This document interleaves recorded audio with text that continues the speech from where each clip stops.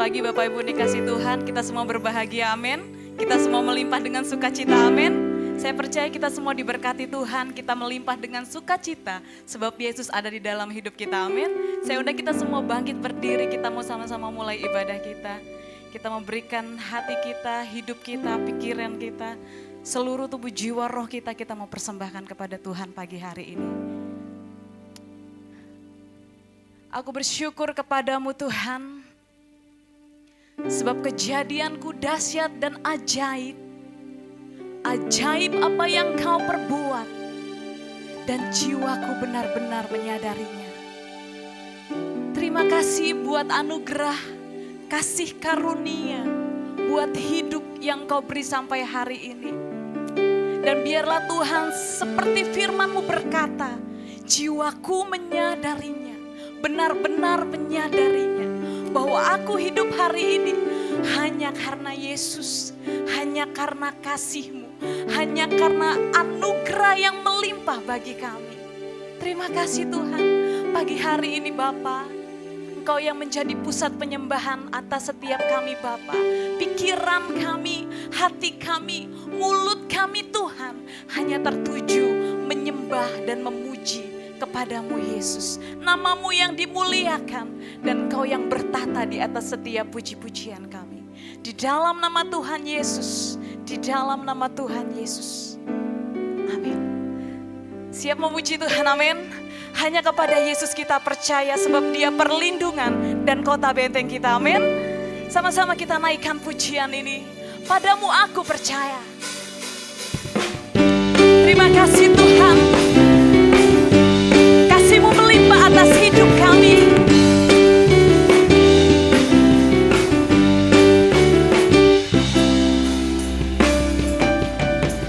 Dan bumi kan lenyap, namun firman-Mu kan tetap tak berubah. Setiap janji-Mu, biarpun gunung beranjak dan bukit-bukit bergoncang, tak berubah kasih setia-Mu. Hanya Kau Tuhan kekuatanku, Kaulah gunung batu dan perlindunganku. Padamu aku percaya, dalam tangan-Mu ku takkan goyah. Kaulah Tuhan, Kaulah Raja dalam hidupku. Bagi-Mu segala pujian, hormat, kuasa dan kemuliaan. Haleluya, haleluya, ku memuji-Mu.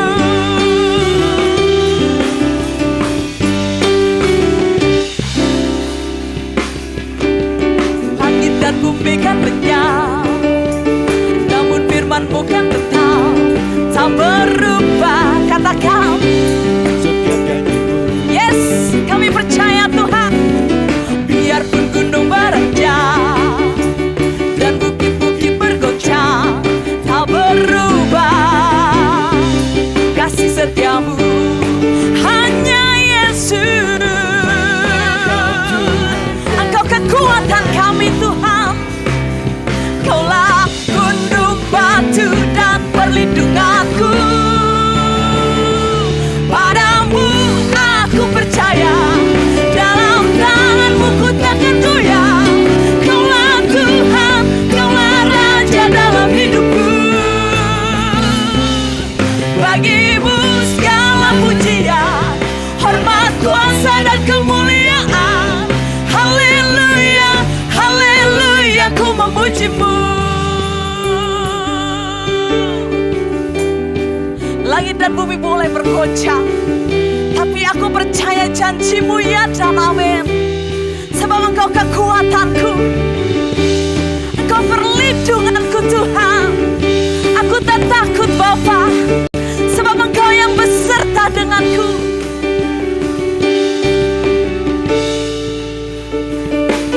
Padamu aku percaya, dalam tangan-Mu ku takkan goyah.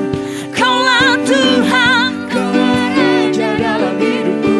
Deklarasikan iman kita, katakan. Bagi-Mu kuasa dan kemuliaan.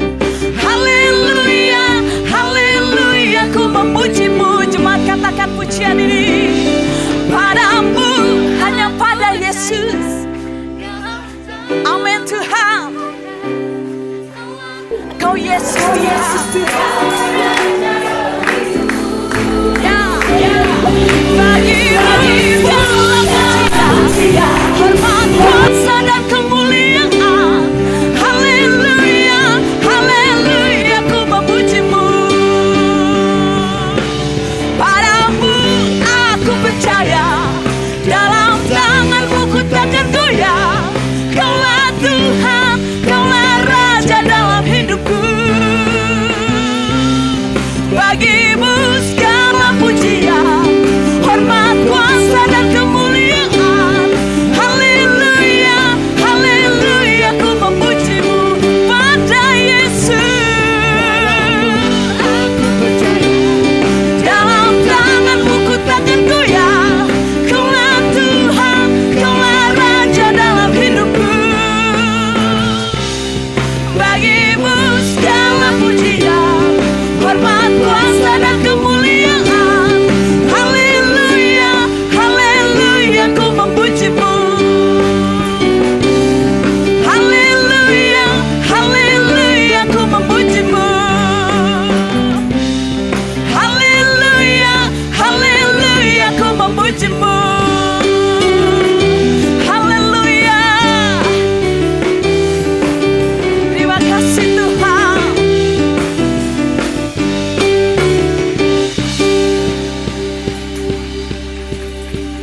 Kau kekuatanku, penopang hidupku, panji keselamatan. Kau buktikan kasih setiamu, benteng hidupku. Tak akan ku takut, sebab ku tahu kau besertaku. Yesus, jaminan hidupku.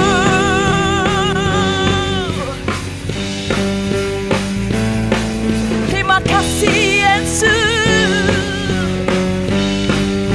Katakan, berjalan bersamamu, tak akan ku gentar. Tanganmu menopangku, jalani kehidupan. jalani kehidupan. Kami percaya Tuhan, Kau mengangkatku ke atas gunung batu. Kau beriku kemenangan. Kau kekuatanku, penopang hidupku, panji keselamatan. Kau buktikan kasih setiamu, benteng hidupku. Tak akan ku takut, sebab ku tahu kau besertaku. Yesus, jaminan hidupku.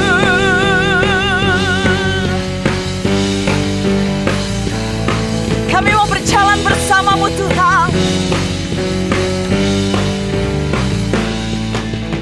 Berjalan bersama Yesus. Oh, tak akan ku gentar. Tanganmu menopangku, jalani kehidupan. Kau mengangkatku ke atas gunung batu. Kau beriku kemenangan. Kau kekuatanku, penopang hidupku, panji keselamatan. Kau buktikan kasih setiamu, benteng hidupku. Tak akan ku takut, sebab ku tahu kau besertaku.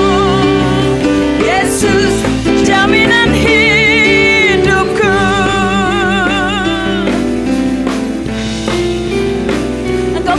kekuatan kami Tuhan. Perlindungan dalam hidupku. Aku tak takut, sebab janji-Mu Kau yang beserta denganku. Terima kasih Tuhan.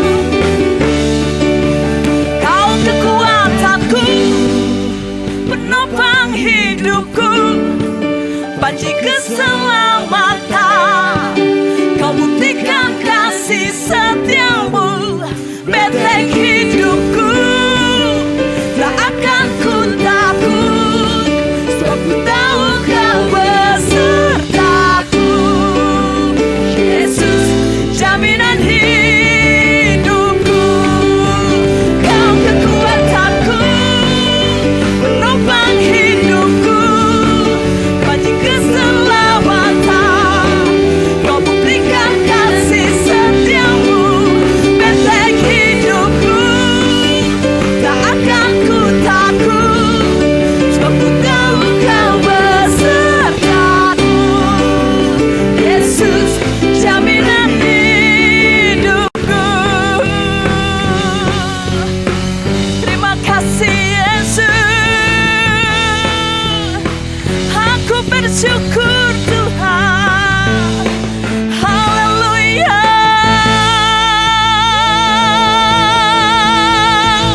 Sorak-sorai bagi nama-Mu Yesus. Engkau benteng hidupku, Engkau kekuatanku, Engkau perlindunganku. Aku tak takut Tuhan, aku tidak perlu gentar, sebab Engkau yang beserta denganku, dan itu janji-Mu atas hidupku Tuhan. Terima kasih Bapa, terima kasih Tuhan. Saya persilakan duduk kembali. Bulan April lalu, anak saya yang terakhir, David, menikah. Jadi stoknya udah habis. Mikael yang paling kanan dan Lea. Yang di pinggir kiri Moses, anak kedua saya, dan Deborah. Kemudian yang terakhir di tengah, David dan Rahel. Jadi mantu saya, Lea, Rahel, Deborah. Alkitab banget ini. Tapi mamanya Aisyah. Dia bilang, ini nama kamu paling aneh di keluarga kita. Saya juga aneh sih Bambang ya gitu. Kita namanya Alkitab semua ini. Tapi nama kamu tuh paling aneh tuh. Aduh, ya, tapi kita bercanda gitu. Nah yang kecil itu Noah. Kenapa saya selalu membanggakan keluarga? Karena saya pikir dia akhir hidup kita ya. Siapapun kita tuh, sehebat apapun kedudukan saudara, mau presiden, mau anggota DPR, siapapun ya. Nanti di hari-hari terakhir kita, di masa tua kita berkumpul dengan, nah itu dia makanya. Hati-hati makanya, apalagi udah umur-umur yang 50-60 seperti saya ini, argonya jalan terus.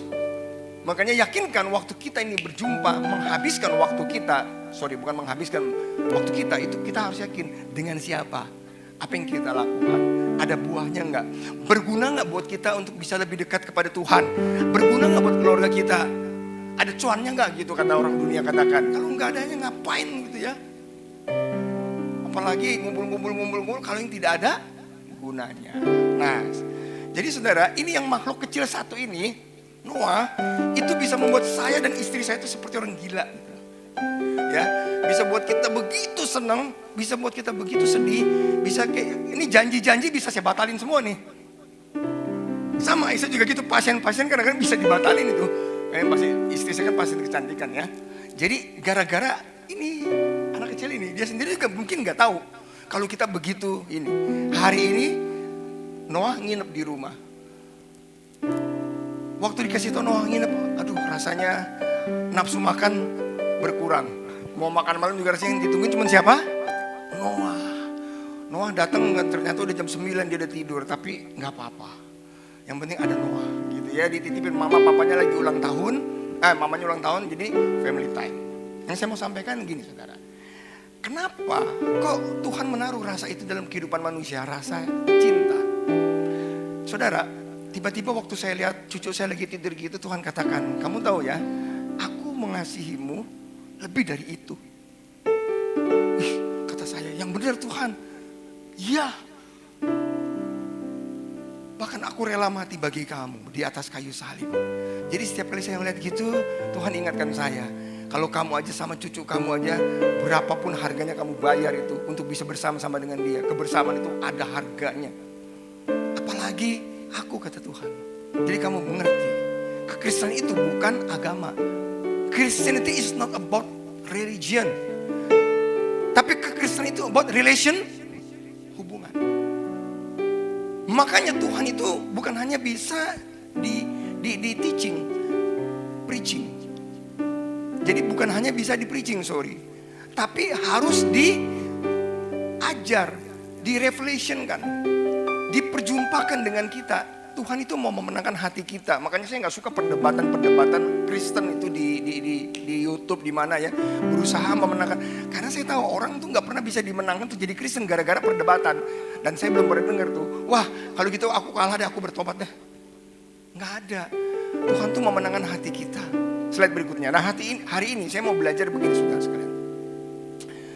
Di Hosea 4 ayat 6 berkata begini, umatku binasa karena tidak mengenal Allah. Karena engkau yang menolak pengenalan itu, maka aku menolak engkau menjadi imamku. Dan karena engkau melupakan pengajaran Allahmu, maka aku juga melupakan hati-hati. Jadi dikatakan dalam bahasa Inggrisnya, my people are destroyed because of knowledge. Bukan because lack of faith, lack of love. Tapi pengertian, pengetahuan kita tentang Tuhan itu menentukan seberapa besarnya hubungan kita dengan Dia. Makanya hati-hati dengan kesibukan. Kesibukan tanpa membawa kita itu produktivitas, itu nothing. Saya nggak suka dan saya juga kurang tertarik dengan orang-orang yang kelihatannya sibuk. Mau di gereja, mau di perusahaan, karena Tuhan melihat apanya buahnya. Yakinkan saudara, kalau saudara mulai hari ini, ketika saudara bangun pagi berdoa, setiap detik, setiap menit, setiap jam yang saudara spend atau investasikan dalam hidup ini, itu menghasilkan sesuatu. Setuju? Yang setuju katakan. Hari ini saya mengajak saudara untuk bisa nge-review, mendiagnosa. Di dalam kehidupan saudara, mulai dari teman di sekitarmu, kegiatan-kegiatanmu, apakah ada orang-orang yang memang selama ini bisa membawa kita dekat gak ke Tuhan? Yang bisa membuat income kita jadi bertambah gak? Atau bisa membuat kita lebih produktif? Kalau tidak, saudara mulai review. Saya sekarang gak gampang diajak ketemu dengan orang. Ini bahkan ada pendeta ini, gembala yang ngajak saya makan malam. Pak, ada orang mau makan malam bersama Bapak, saya juga gak kenal orangnya. Siapa orangnya, namanya siapa? Saya juga saat ini juga minta maaf gitu ya. Saya juga gak menggembalakan. Jadi saya pikir kenapa harus dikenalin ke saya? Ada apa? Saya bilang minggu malam itu, minggu saya itu keluarga. Saya katakan, maaf Pak, hari ini minggu hari keluarga saya. Jadi saya minta maaf. Apalagi cuma mau ngajak makan malam tanpa ngasih tahu mau ngapain. Kalau dulu mungkin boleh, tapi usia saya 61, saya bilang mau ngapain. Kalau cuma ketemu ngobrol-ngobrol, kemudian begitu untuk hanya kongko-kongko, nggak mau saya. Gitu ya saudara ya. Jadi ini adalah kehidupan. Jadi biar saudara tahu, saya juga dan pendeta adalah manusia. Jadi saudara nggak bisa mengharapkan Pak Sam tiba-tiba di dalam semua kegiatan Pak Gembala harus ada. Karena Pak Gembala harus juga bersama dengan Nah kalau saudara sayang, kita lihat, waduh, menyibukkan gembala nggak? Ya. Jadi intinya pada dasarnya kita harus bertumbuh dewasa. Nah kita mau belajar ya hari ini ya. Semakin saudara dewasa, saudara akan mendapat sesuatu yang tidak pernah saudara dapatkan sebelumnya. Slide berikutnya. Nah, kita lihat. Rasa hormat itu bisa menentukan hidup kita. Suatu hari saya baca koran, ya, baca di internet. Kim Jong Un, presiden Korea Utara, mengeksekusi jenderal tidur saat acara militer. Jadi ini kalau kayak sekarang, ini panglima tertinggi di negara kita lagi rapat presiden, panglimanya juga dia tertidur. Capean dong, udah tua. Ini dia nih, jenderalnya udah tua. Saudara tahu, waktu kita tertidur, dieksekusi. Panglima loh. Kemudian ditaruh di ujung sana, ditembaknya bukan pakai peluru biasa, peluru anti pesawat. Jadi badannya tuh meledak. Yang gede begini. Saya pikir waduh untung Tuhan gak kayak Kim Jong Un ya. Gitu ya, di gereja bayangin kalau yang gini-gini nih. Kan di gereja enak tuh ya. Udah dingin, dinyanyiin, diceritain. Lagi bete juga ini gini-gini nih mangguknya. Gini, gitu ya. Bukannya ngerti, tapi gini nih. Naiknya lama. Nah, kalau yang ngerti kan gini biasa. Kalau ini bahaya kalau gini. Nah, untung Tuhan gak seperti itu. Coba saudara bayangin, untung juga Tuhan gak kejam. Ada yang di ibadah, lagi ngeliatin Instagram, status gitu ya. Wah itu, bayangin coba. Tapi kita mau belajar respect hari ini dewasa. Saya bersyukur nih di tempat ini ya saudara ya. Saudara fokus, saya berterima kasih. Terima kasih. Nggak di sini di tempat lain, kadang pendeta tanya aja Pak Sam ya. Yang lagi gini lah, gini gitu. Saya kadang baru ngomelin kemarin jemaat. Saya bilang, saya bukan full timer. Tapi saya minta saudara yang ada di tempat ini, kalau saya mau saudara buka Alkitab dari handphone, oke. Tapi kalau saudara mau baca-baca status, saudara bisa tunggu di luar. Ya agak galak dikit. Daripada nanti dia didisiplin sama Tuhan, enakan disiplin sama pengkhotbah. Langsung, tegang semua. Tapi diberkati.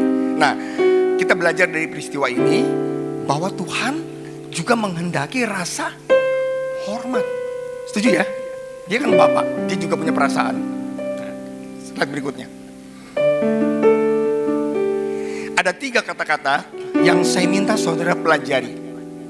Yang pertama, value atau nilai, priority atau prioritas. Yang ketiga, relationship. Saya ulang ya, yang pertama apa? Value. Yang kedua, prioritas. Yang ketiga, ya ini agak-agak jelimet, tetapi saya mau belajar dari yang awal dulu. Value of life. Nah, saudara, handphone ada banyak, mereknya banyak. Apa yang membedakan satu handphone harganya misalnya sampai 20 juta, 30 juta, yang satu harganya cuma 2 juta, padahal fungsinya sama. Sama-sama bisa telepon, sama-sama bisa WhatsApp, sama-sama bisa apa? Mama bisa buka Instagram, TikTok. Kecuali kalau yang murah, TikToknya hitam putih warnanya. Kalau yang mahal berwarna. Nah, yang membedakan apa? Apanya? Brand, oke. Apalagi? Merek. Terus terus kekuatannya, kualitasnya. Itu semua digabung menjadi yang namanya value atau nilai. Jadi orang itu di dalam perusahaan yang membedakan dia gajinya 1 juta sama 100 juta, ya, itu bukan masalah harga, tetapi fungsinya, kedudukannya di dalam sebuah perusahaan. Saudara nggak bisa ngomong gini loh sama orang yang baru datang tiba-tiba dia jadi manager, general manager. Terus saudara sebagai supervisor berkata gini, datang ke presiden, direktur, co-direktur, Pak, saya kerja 10 tahun. Gaji saya masih 3 juta Pak, 4 juta, 5 juta deh. Kok dia baru masuk, gajinya kok bisa 25 juta Pak? Nggak adil Pak. Bisa nggak saudara berkata gitu? Nggak bisa. Yang membedakan apa? Posisinya, kedudukannya, betul? Nilainya, fungsinya. Nah itu, di dalam kehidupan kekristenan, kenapa ada orang yang doanya cepat dijawab? Kenapa ada yang lama dijawab?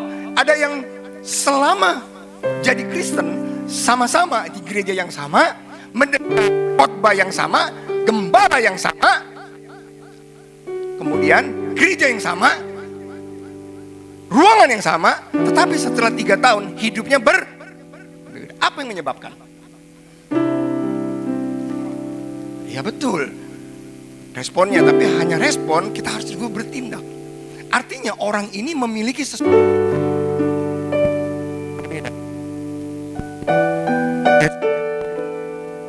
Kedengeran gak nih? Oke, saudara paham maksud saya ya? Tuhan itu menuntut itu.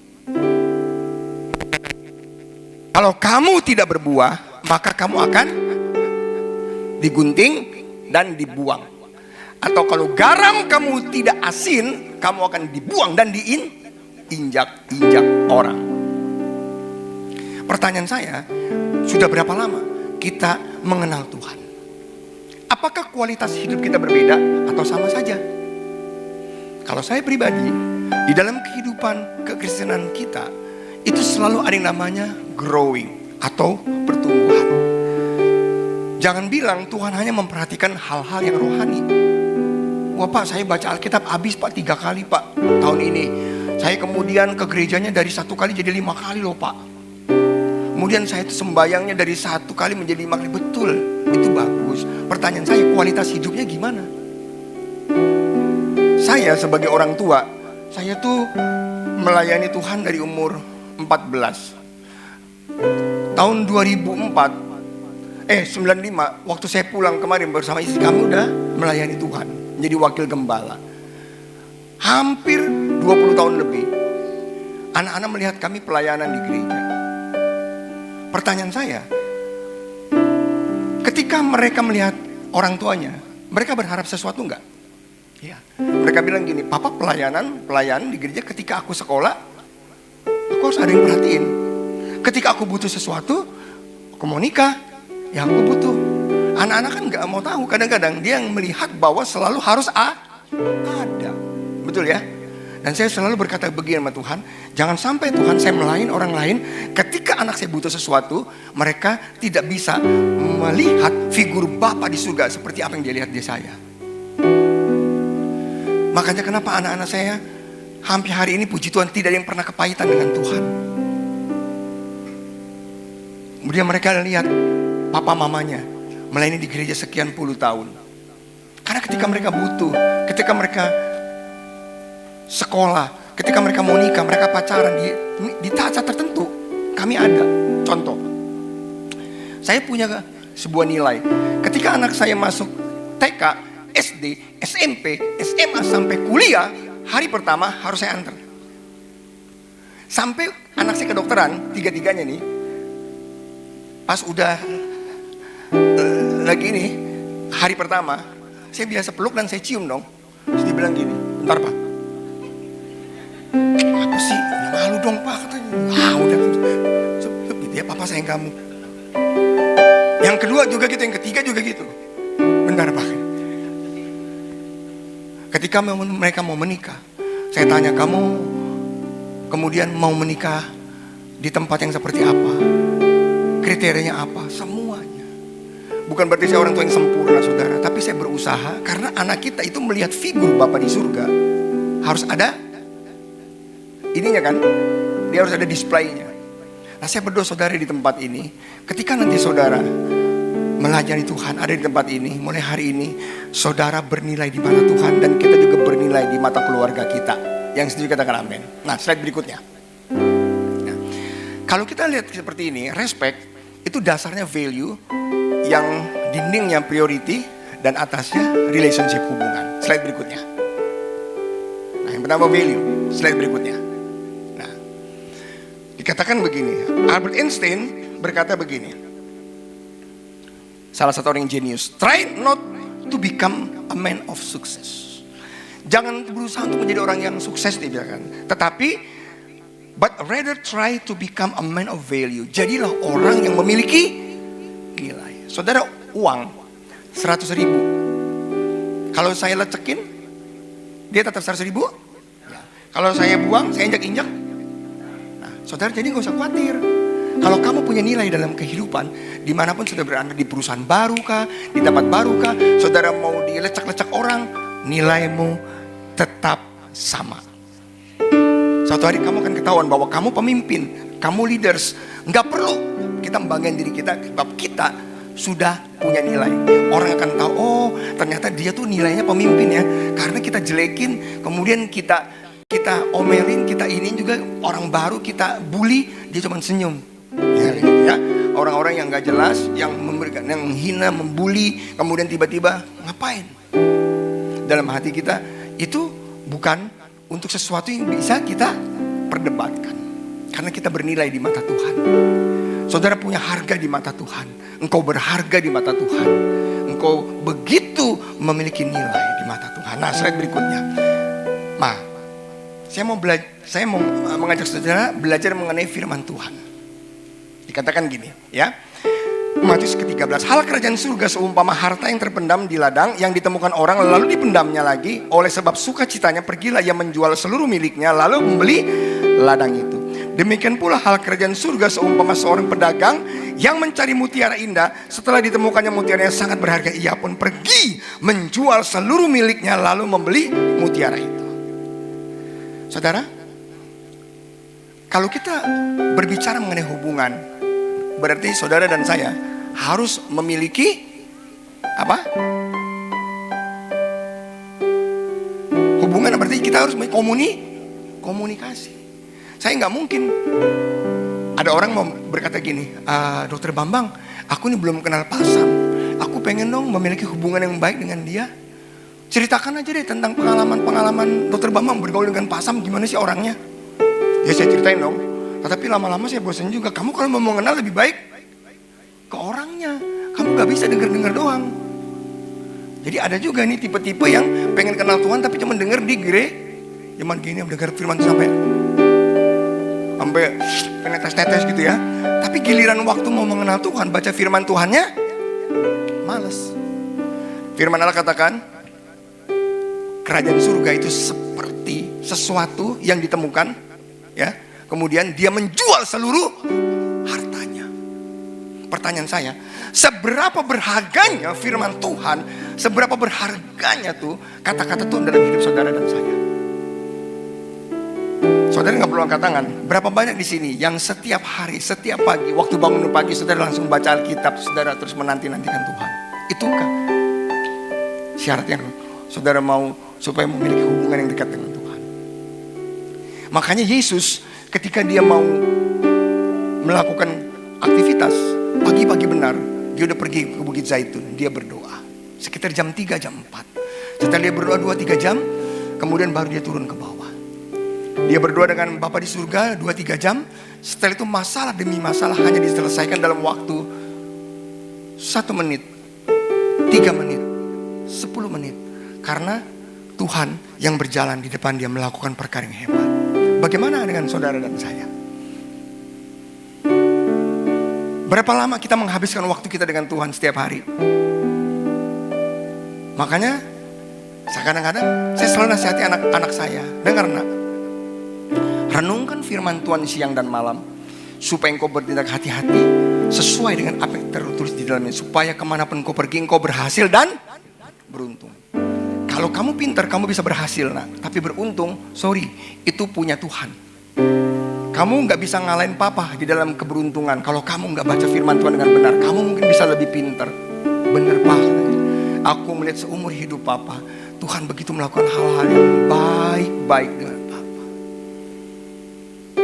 Saya bilang gini, Mike, kamu udah melihat seumur hidup papa memberikan kepada kamu nilai-nilai kehidupan. Anak saya makanya dari kecil sebelum mereka bisa baca, saya udah kasih Alkitab. Di depan Alkitabnya saya tulis. Sampai hari ini Alkitab itu masih ada dan saya berikan itu di hadiah pernikahannya. Di depannya selalu saya tulis, nah ini Alkitab pertama yang papa beri buat kamu. Renungkan ini siang dan malam, supaya kemanapun kau pergi berhasil, beruntung. Ingat nak, ini pesan papa seumur hidupmu. Camkan itu. Saya tanda tangan. Alkitab udah pada butut-butut karena udah dari tahun 1993, 1995. Hari ini mereka merasakan bagaimana kebaikan Tuhan.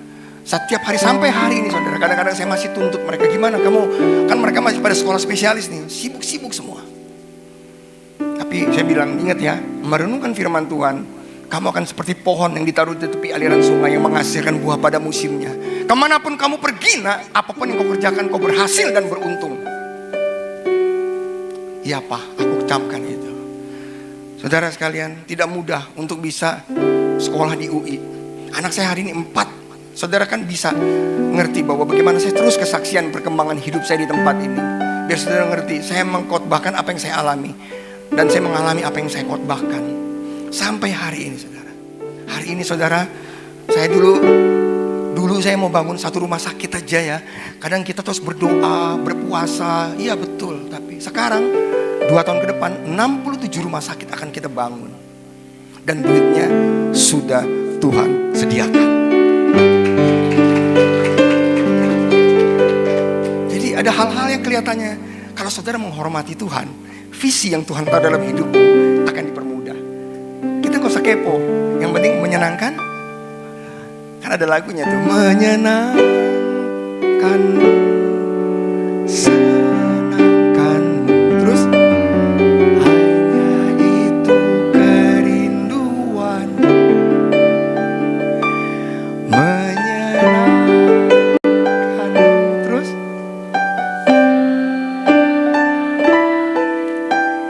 hanya itu.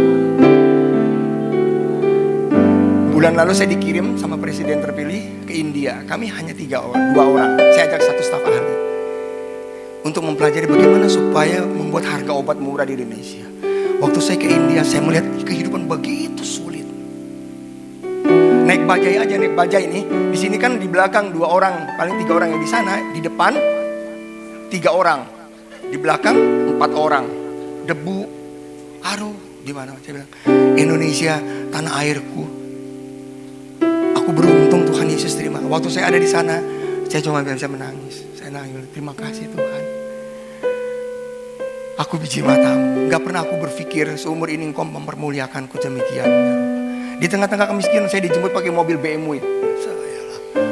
Saya lihat ya, waduh kok cimplang banget ya, ini gak enak banget. Tapi kan kita tamu negara. Saya bilang, Tuhan terima kasih. Tuhan katakan gini dalam hati saya, kita kan sering berkomunikasi sama bos nih. Aku menghormatimu juga nak, seperti engkau bagaimana respect terhadap aku.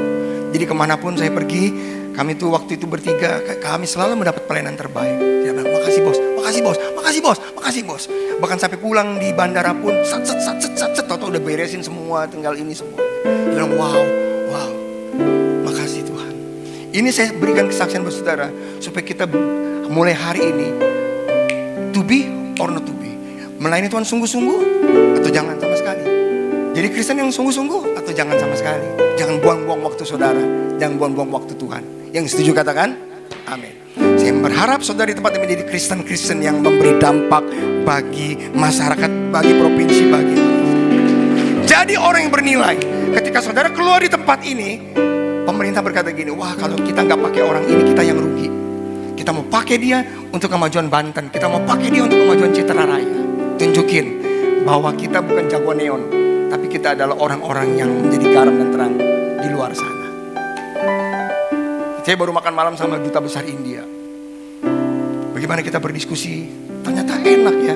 Di posisi-posisi kekuasaan tuh enak. Mau ngapa-ngapain tinggal ngomong, tinggal telepon, ternyata jalur kita banyak. Oh pantas, saya pikir orang tuh semakin Tuhan bawa ke atas, itu semakin mudah kita melakukan hal-hal untuk visi. Kita lagi siapin scanner, alat-alat untuk pemberantasan TB paru. Indonesia menjadi negara kedua paling banyak TBC-nya. Makanya saya minta saudara jaga kesehatanmu ya. Hati-hati. Karena kalau disakit TBC itu di Indonesia sangat sulit disembuhkan. Sulitnya bukan karena nggak ada obatnya, tapi setiap minum obat TBC itu langsung mual. Jadi jarang yang selesai timbul yang namanya TB resisten. Sekarang dunia tahu bahwa Indonesia itu negara kedua setelah nomor 1 itu kalau nggak salah, saya lupa ya. Tapi Indonesia nomor 2, nomor 1 kalau nggak salah India, nomor 2 Indonesia. Jadi nanti kalau ke Jepang akan ada harus bebas TB paru. Belajar di luar negeri bebas TB, sedih. Makanya kita dikirim bagaimana caranya ini untuk mendeteksi TB paru. Kita menemukan cara bagaimana untuk bisa membuat TBC ini jadi tuntas. Makanya salah satu program unggulan dari Presiden terpilih adalah bagaimana memberantas TBC. Dan itu menjadi tugas khusus yang belum pernah dilakukan oleh Presiden selama ini. Dan saya bersyukur saudara. Nah, slide berikutnya, dapat gambaran ya. Slide berikutnya. Saudara, mengenai Esau dan Yakub saudara tahu ceritanya sendiri. Bagaimana Esau dan Yakub itu bertumbuh bersama-sama. Tetapi ketika Esau tidak menghargai hak kesulungan, dia jual itu kepada Yakub. Sampai hari matinya dia nggak bisa dapat kembali. Hati-hati dengan hak kesulungan saudara dan saya. Dan jangan pernah jual itu. Kalau kita tidak menghormati apa yang kita miliki sekarang, kita akan merasa bahwa berharga setelah kita kehilangan, betul ya? Banyak Orang yang merasa kehilangan, merasa sesuatu berharga setelah dia tidak miliki. Kehilangan istri, kehilangan suami, kehilangan anak, kehilangan apa. Setelah dia, dulu ternyata, waduh itu berharga ya. Kenapa kok aku kayak dibutakan? Slide berikutnya lagi. Slide berikutnya. Oke, saya udah pernah kasih tahu saudara ini ya. Lukisan termahal di dunia namanya Salvatore Mundi. Itu mengenai lukisan mengenai Tuhan Yesus. Yang beli itu bukan orang Kristen. Yang beli adalah Sultan di Arab, Prince Badr bin Abdullah bin Muhammad bin Farhan Al Saud. Waktu di auction, namanya apa ya? Di lelang, itu laku 450 juta. Kalau kita kali 15 itu 6 triliun lebih. Judul lukisannya Salvatore Mundi, Sang Juru Selamat. Orang ini ngerti, bukan hanya sekedar lukisannya, bukan hanya siapa yang melukis, tapi tokoh di lukisan itu, dia adalah seorang juru selamat. He is a savior of the humankind. Dibeli loh. Bukan orang Kristen justru yang membeli ini. Kadang-kadang kita tuh kalah sama orang-orang dunia. Mereka lebih mengerti bahwa Yesus itu lebih berharga, lebih hebat daripada kita. Hari ini saya minta saudara belajar menghargai Tuhan lebih dari sekarang. Simple. Saudara bangun pagi, apa yang saudara lakukan? Saudara menggunakan uangmu, apa yang saudara lakukan? Untuk apa uang kita? Saudara menghabiskan waktumu, apa yang saudara lakukan? Apakah dari yang kita kerjakan kita bisa menunjukkan rasa hormat kita kepada Tuhan? Anak saya dari kecil selalu saya ajari gini. Kalau habis pergi bertiga nih ya, pas mobil nyampe seragam, terima kasih Tuhan Yesus, terima kasih Pak, terima kasih Ma. Udah diajarin, jadi sampai kaget-kaget saya kadang-kadang. Tiba-tiba kemarin saya lagi pergi sama anak saya yang paling kecil, sama istrinya. Pas habis makan malam ya, nggak nyangka, terima kasih Tuhan Yesus, terima kasih Pak, terima kasih Ma. Masih inget juga nih kata-kata ya, padahal udah lama nggak diucapkan. Hal yang simple, tetapi itu saya tanamkan. Makanya anak saya kalau jalan-jalan ke luar negeri, saya lihat dia lihat yang bagus, wah terima kasih Tuhan Yesus. Mau makan es krim nih, terima kasih Tuhan Yesus. Keren Pak, yang diucapkan terima kasih Tuhan Yesus. Saya bilang itu hal kecil, tapi buat saya itu yang sangat berharga. Hal kecil mungkin. Nah, yang kedua prioritas. Saudara, satu hari saya diam di bank, karena saya jarang ke bank, tugasnya nyari duit. Jadi kalau ngatur duit bego banget, ya. Udah itu urusan istri lah. Saya duduk di bank BCA, maaf ya, ini bukan mau mempromosikan, tapi waktu saya duduk di bank, kemudian saya pengen itu loh, HP saya baru di upgrade, tiba-tiba mobil aplikasinya kacau. Sudah duduk 15 menit disamperin saya kemudian sama ini pegawainya, Dokter Bambang itu kan prioritas, kok nunggunya lama? Langsung dilayani kepala cabang. Hah? Prioritas? Iya, gak tahu. Oh iya itu banget. Ya ampun. Sekali waktu saya nulis cek salah, baliknya ke rekening istri saya sendiri. Kemudian sampai ditelepon sama pegawai, ini kenapa ya Bapak transfernya kok nggak nyampe ke sana? Ternyata saya transfer ke rekening istri saya sendiri. Jadi sedemikiannya, tapi saya harus belajar nih mulai sekarang nih. Jadi udah belajar sih ya. Saudara tahu nggak? Hidup bisa lebih singkat ketika kita masuk members priority. Dapat gambaran ya. Dalam kehidupan, jangan bilang Tuhan nggak membedakan. Ketika Tuhan itu terus kemudian dia memberi makan 5.000 dan 5.000 orang, sisanya berapa? 12 bakul. Buat siapa itu? Murid-muridnya. Waktu Yesus naik ke surga, siapa yang melihat? Murid-muridnya. Nggak ada. Orang-orang lain misalnya ribuan orang nggak ada. Dia hanya members priority. Ketika satu malam sebelum dia disalibkan, sama siapa dia menghabiskan waktunya? 12 muridnya. Waktu dia ke gunung, dia nggak ngajak 12 murid, tapi dia ajak 3 muridnya. Petrus, Yohanes, Yakobus. Ada orang-orang tertentu dalam hidup Tuhan Yesus. Itu yang karena kita memberikan nilai lebih dalam kehidupan, memprioritaskan, maka Tuhan memprioritaskan hidup kita. Slide berikutnya. Ini waktu sudah habis nih. Firman Allah berkata, tetapi carilah dahulu kerajaan Allah dan maka semua. Saudara, bagaimana cara kita memprioritaskan Tuhan? Saudara bisa mengerti jawabannya. Slide berikutnya. Baca bersama saya. 1, 2, 3. Kegagalan terbesar dalam kehidupan manusia ketika kita melakukan apa yang benar dengan urutan yang salah. Coba aja saudara, melayani Tuhan bagus nggak? Tapi kalau yang kepala keluarga melayani Tuhan terus setiap hari adanya di gereja, padahal bukan full timer, nggak bisa dapat pendapatan, nggak bisa membiayai keluarga, gimana kira-kira? Atau saudara bekerja terus deh, gue melayani bekerja terus, keluarganya nggak diperhatikan. Di tempat praktek saya, lebih banyak orang yang bercerai karena kesibukan daripada pengangguran. Serius. Kalau nganggur minimal, istrinya bisa melihat nih ada suaminya. Tapi kalau sibuk nggak pernah ada di rumah, anaknya nggak pernah ada di rumah. Itu banyak sekali. Alasannya cuma karena sibuk, nggak pernah ada di rumah. Makanya saya mau beritahu saudara, lakukan urutan yang benar di dalam kehidupan supaya kita berkenan di hadapan Tuhan. Makanya Tuhan katakan cari dahulu kerajaan Allah.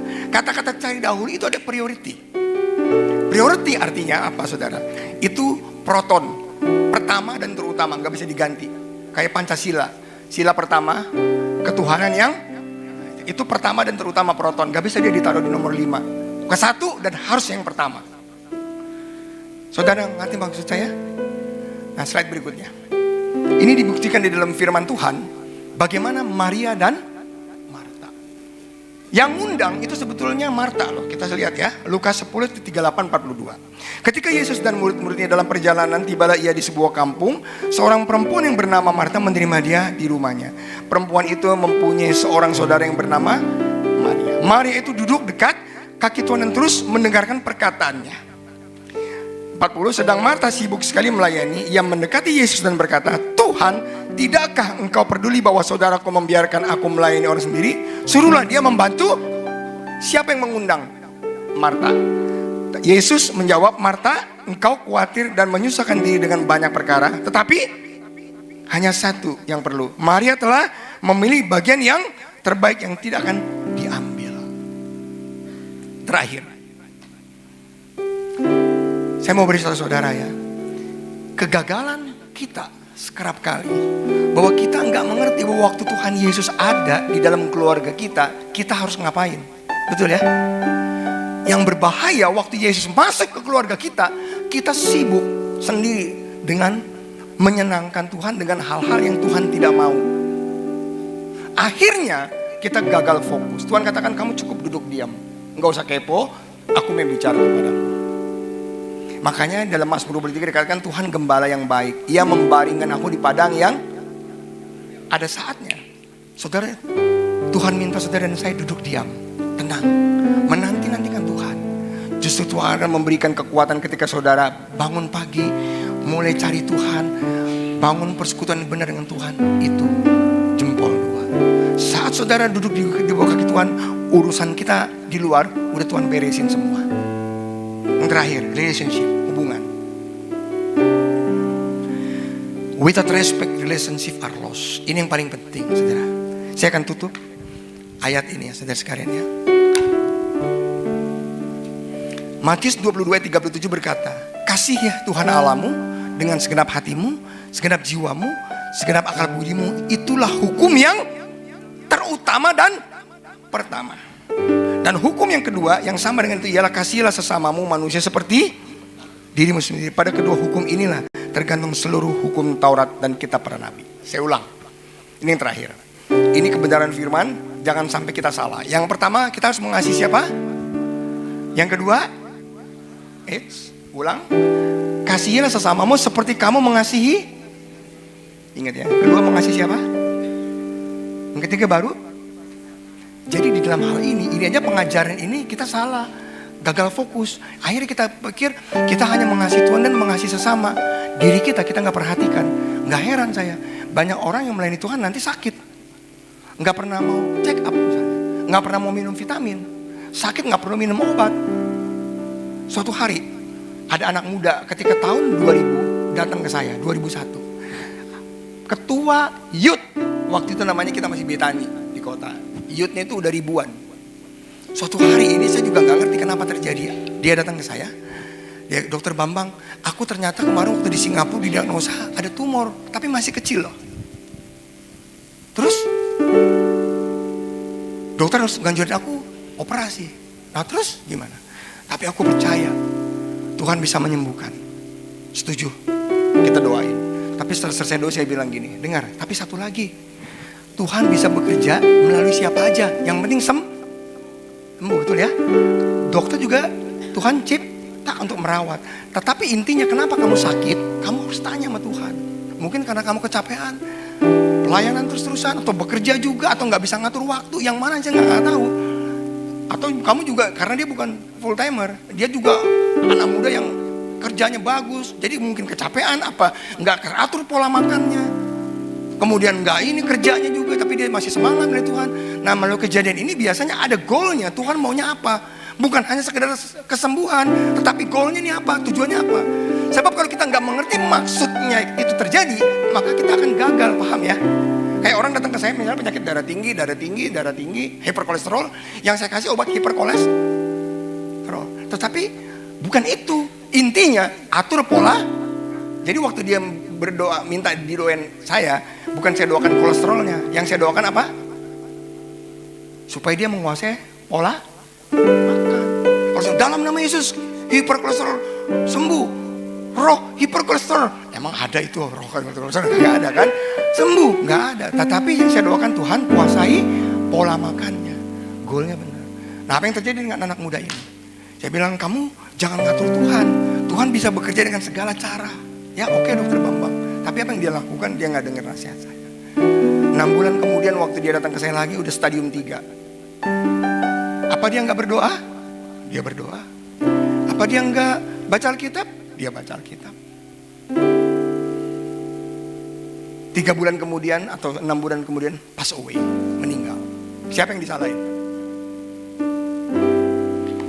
Karena Tuhan? No. Tuhan udah kasih peringatan. Kadang Tuhan berbicara mulai dari halus, tengah kasar sampai kasar. Yang saudara lakukan cukup untuk tanya maksudnya apa ya Tuhan ya. Sama ketika kita juga diproses melalui orang di sekitar kita.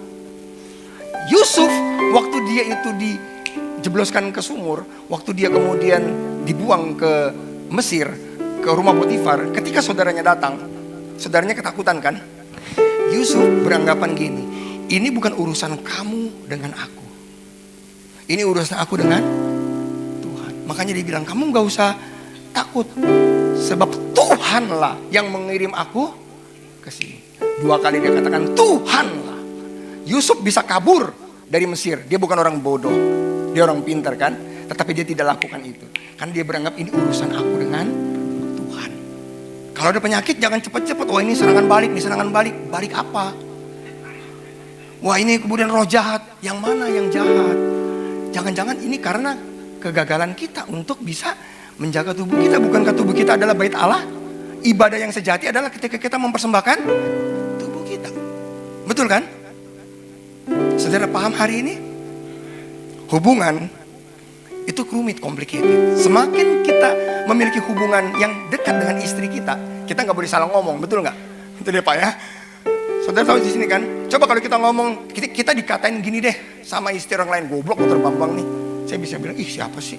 Emang gue pikirin. Tapi coba kalau istri kita yang kita kasih, goblok banget sih kamu. Hah? Iya kan? Semakin kita mempunyai hubungan yang benar dengan Tuhan, ingat ya, Tuhan semakin sensitif. Itu resikonya. Tetapi saudara memiliki privacy. Makanya semakin kita punya hubungan dengan Tuhan, kita semakin hati-hati. Selamat datang di musim yang baru. Berikan kemuliaan buat Tuhan. Yuk. Saudara dapat sesuatu yang baik hari ini. Belajar menghormati Tuhan. Katakan kiri kanan, belajar menghormati Tuhan ya. Oke. Yuk, buka kedua tangan, saya gak doa lama-lama. Bapak yang baik, terima kasih. Hari ini kami belajar sesuatu yang baru. Kami mau belajar menghormati Engkau. Sebab melalui kematian-Mu di atas kayu salib, Engkau terlalu hebat, terlalu ajaib, terlalu baik. Ajari kami Setiap kali kami bangun pagi, setiap kami ada di tempat kerja, setiap kami melakukan pelayanan, apapun yang kami kerjakan, ajari kami untuk selalu mengikut sertakan Engkau dan ikut mendahulukan Engkau di atas segalanya. Dan hari ini kami mau berkata bahwa Tuhan Yesus, Engkau sempurna, Engkau baik, terlalu hebat dalam hidup kami. Kami biji matamu. Buka setiap telinga pikiran kami yang tertutup selama ini. Ketika masalah yang sedang kami hadapi, apapun penyakit yang sedang kami hadapi, kami tahu Engkau sedang berurusan secara pribadi dengan kami untuk membuat kami lebih sehat, lebih baik, lebih berkenan, lebih berharga di matamu. Ajar kami menghormati setiap proses yang terjadi. Terima kasih Allah Roh Kudus. Boleh hari ini aku berdoa di dalam nama Tuhan Yesus. Terbukalah setiap telinga dan mata rohani. Kami akan mengalami perjumpaan dengan Engkau. Jadilah gereja yang kuat, gereja yang dapat menjadi garam dan terang, dan gereja yang diberkati dalam nama Tuhan Yesus. Dan diberkati bersama-sama, katakan amin. Saya persilahkan duduk kembali dan saya serahkan kepada pendoa syafaat.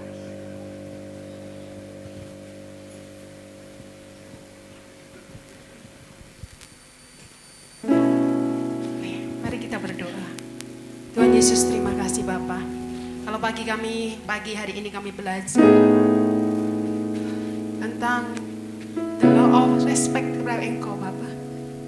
Kami tahu Tuhan, ajari kami Tuhan menghormati Engkau dalam segala aspek kehidupan kami Bapa.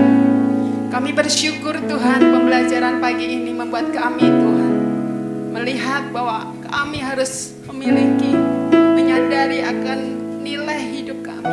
Kami memiliki value di hadapan-Mu Bapa. Engkau melengkapi kami lebih lagi Tuhan. Ajari kami Tuhan menghargai kehidupan kami, supaya kami Tuhan memiliki prioritas kepada Engkau Bapa.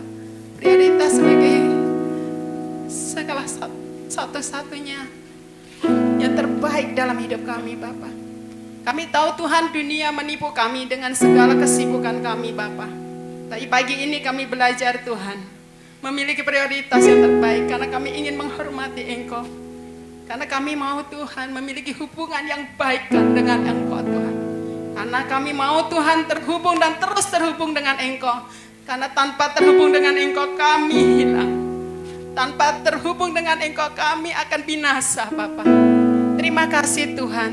Terima kasih untuk pembelajaran pagi yang luar biasa. Ajar kami setiap hamba-hamba-Mu Tuhan, anak-anak-Mu yang mendengar firman ini Tuhan.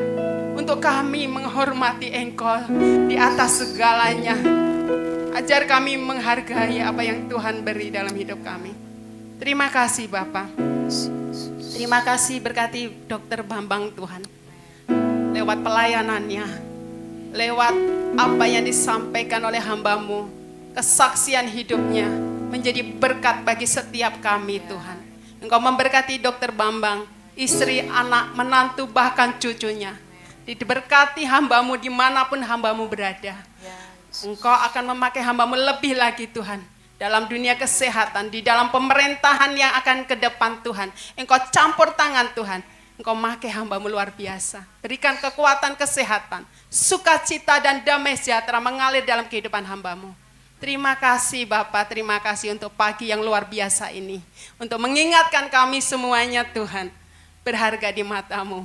Dan untuk kami menghormati Engkau di atas segala aspek kehidupan kami. Terima kasih Tuhan Yesus, terima kasih. Bapak Ibu mari kita berdoa buat Indonesia. Pada masa pemerintahan, oh Tuhan, transisi masa pemerintahan dari Presiden Jokowi kepada Bapak Presiden Prabowo nanti Tuhan. Kami serahkan dalam tangan-Mu Tuhan. Masa transisi ini Tuhan berjalan dengan damai, berjalan dengan baik di dalam nama Yesus Kristus. Segala niat-niat orang jahat yang akan menghalangi Tuhan masa transisi berjalan dengan baik, kami sehati kami mau patahkan di dalam nama Yesus. Roh Allah yang bekerja, ada shalom di Indonesia, ada damai sejahtera di Indonesia. Roh Allah bekerja, apapun yang menjadi penghalang, Tuhan yang akan mengatasinya, bahkan Allah yang bekerja. Pada tanggal 20 Oktober 2024 nanti, pelantikan presiden dan wakil presiden terpilih Tuhan, berjalan dengan baik Tuhan, sehingga nama Tuhan dimuliakan. Dunia akan melihat Indonesia ada Tuhan, karena Indonesia ada dalam tangan-Mu Tuhan. Di mana banyak anak-anak Tuhan berdoa buat bangsa Indonesia. Pemerintahan yang ada Tuhan, biarlah hal yang baik di masa pemerintahan yang lama dapat dilanjutkan di masa pemerintahan yang baru. Kami yakin dan percaya ada kesatuan dan persatuan di Indonesia. Mungkin mereka sebelumnya banyak sekali perbedaan, tetapi Tuhan biarlah mereka memiliki hati yang memprioritaskan Tuhan untuk negara Indonesia, untuk kebaikan Indonesia. Terima kasih Tuhan, berkati presiden dan wakil presiden yang terpilih Tuhan. Juga Tuhan kami berdoa Tuhan, di mana pada saat ini Indonesia Tuhan dalam krisis, oh Tuhan, judi online Tuhan, dalam kondisi darurat Tuhan. Tuhan, lewat pemerintahan yang ada, lewat Kementerian Komunikasi Tuhan, Engkau memakai dengan luar biasa, sehingga Tuhan lebih dari 500.000 plafon digital yang mengarah kepada judi online Tuhan, Engkau Tuhan campur tangan sehingga dapat tertutup Tuhan. Tuhan, lewat gerakan nasional literasi digital Tuhan, yang akan membentengi masyarakat Indonesia terhadap, oh Tuhan, judi online Tuhan. Biarlah ini dapat dilaksanakan di Indonesia Tuhan. Engkau melihat Tuhan begitu banyak masyarakat Indonesia Tuhan yang menjadi korban dalam judi online. Bahkan mereka masuk dalam pinjol Tuhan, pinjaman online juga Tuhan. Campur tangan biarlah Tuhan, lewat pemerintahan yang ada ini dapat menghalangi Tuhan akses digital yang mengarah kepada judi online ini dapat tertutup di dalam nama Yesus. Juga Tuhan, lewat gereja yang ada dapat memberikan dampak kepada pengertian kepada mereka untuk tidak Tuhan mencari kekayaan dengan secara instan. Biarlah mereka senantiasa bersyukur akan apa yang menjadi kehidupan mereka Tuhan. Biarlah gereja mengambil peranan yang penting dalam hal ini Tuhan. Gereja memberi edukasi kepada setiap jemaatnya untuk senantiasa bersyukur, untuk senantiasa mencukupkan diri dalam segala hal, sehingga tidak terjerat dalam kasus judi online maupun pinjaman online Tuhan. Terima kasih Tuhan Yesus, terima kasih. Kami bersyukur Tuhan, kami percaya doa kami dalam tangan-Mu, doa kami terjawab. Dan kami yakin dan percaya Indonesia akan menjadi Indonesia yang maju, Indonesia yang baik, yang terbebas dari segala judi online maupun pinjaman online. Masyarakat Indonesia menjadi masyarakat yang bahagia, yang hidup berkecukupan di dalam nama Yesus Kristus. Terima kasih Bapa. Sebentar kami akan memberikan persembahan. Engkau sucikan dan kuduskan persembahan kami Tuhan, untuk dapat dikelola di gereja kami Tuhan, menjadi oh Tuhan dampak bagi sekitarnya Tuhan. Gereja semakin menjadi dampak, banyak jiwa yang akan diselamatkan. Terima kasih Tuhan Yesus, kami mengucap syukur untuk semuanya ini Tuhan. Di dalam nama Tuhan Yesus kami berdoa, haleluya, amin. Puji Tuhan, saya percaya kita semua diberkati lewat kebenaran firman Tuhan pada pagi hari ini, amin. Kita akan memberikan persembahan, sama-sama kita angkat pujian ini.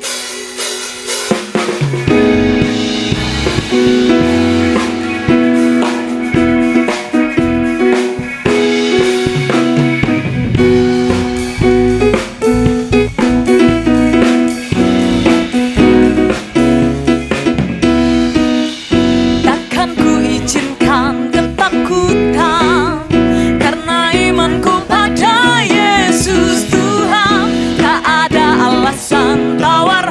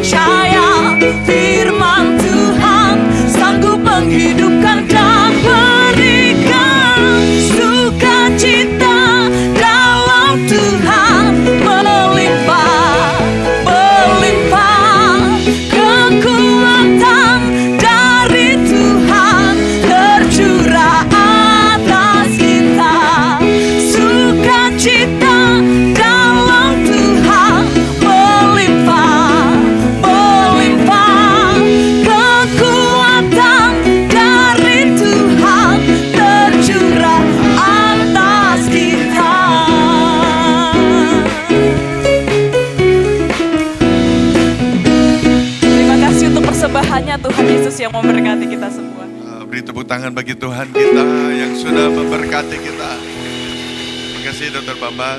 Ya, saya merasa setiap Dr. Bambang datang itu ada sesuatu yang baru.